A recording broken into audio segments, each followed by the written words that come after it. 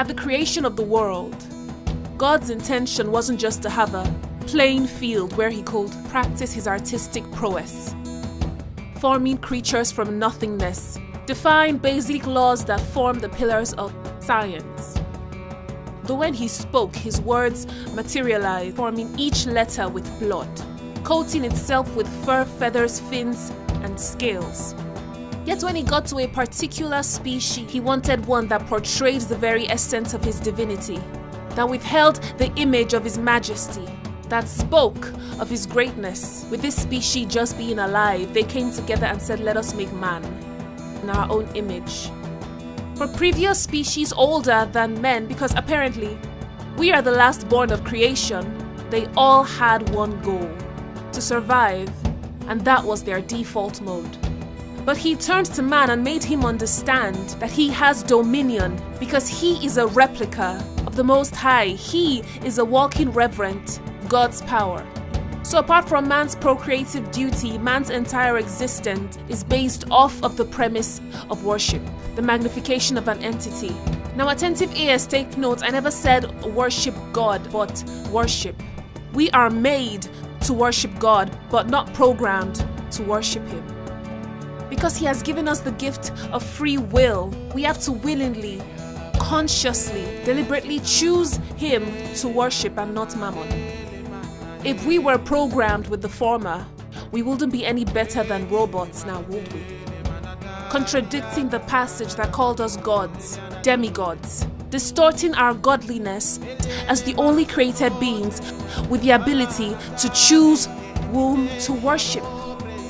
Our default mode is worship, and with it is the need for a concept, a subject, a God we must bow to. Thus the reason why the itchy ears and the hands of the Israelites could not bear to wait on the stammerer Moses any longer, they had to gather their gifted golds from Egypt and ignite a God to worship, swearing their entirety to a God made with their hands. Their choice was clear, till the rod and the staff turned them from the broad way to the narrow. Now there is a fallacy, a lie, propagated by the most wanted criminal, the devil, that with us present are dozens of gods to choose from the sun to the moon to the universe. But make no mistake, you have just two. And for those who fall into this fallacy, if God, Jesus, is not on your pedestal, there will be an inevitable rape of your worship. Placed before you will be gods your mind will refuse to tell you that you're becoming a slave to, until you're finally subjected beneath it. And at the end of the road, at the gate of your eternity, what you thought was harmless, but you treasured with all your heart, unconsciously worshipping it, will unveil itself to be mammon.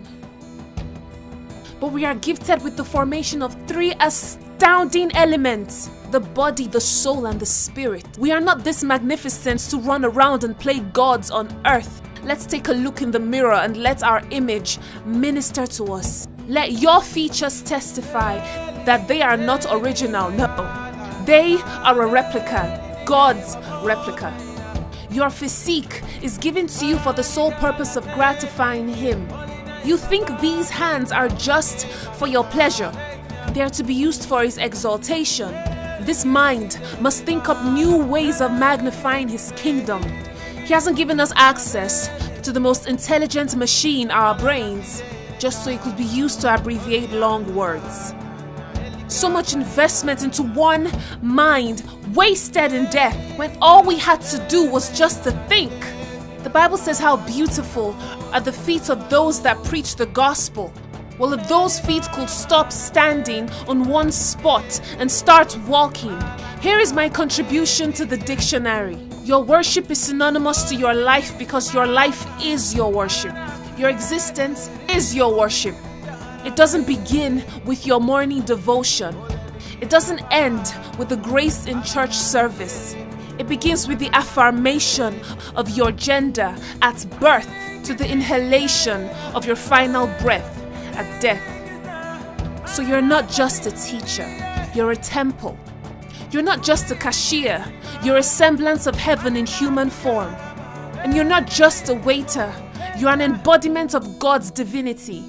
And you're not just a person, you're a walking worship.